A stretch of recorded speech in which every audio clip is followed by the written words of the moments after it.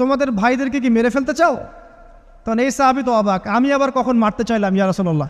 আমি তো মারতে চাই নাই, আমি তো খালি বলেছি যে তার গায়ের রংটা অনেক সুন্দর।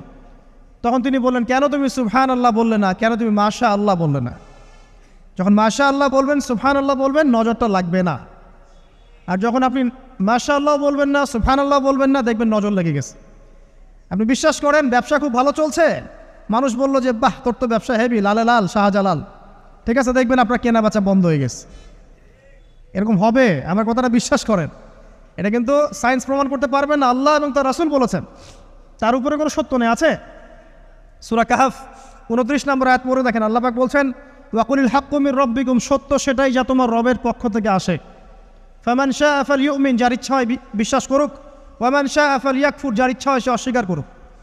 এই কারণে আমরা বলি ফেসবুকে এত বেশি ছবি দেওয়া, এই আই ওয়াশ করা, এই যে শোডাউন করা,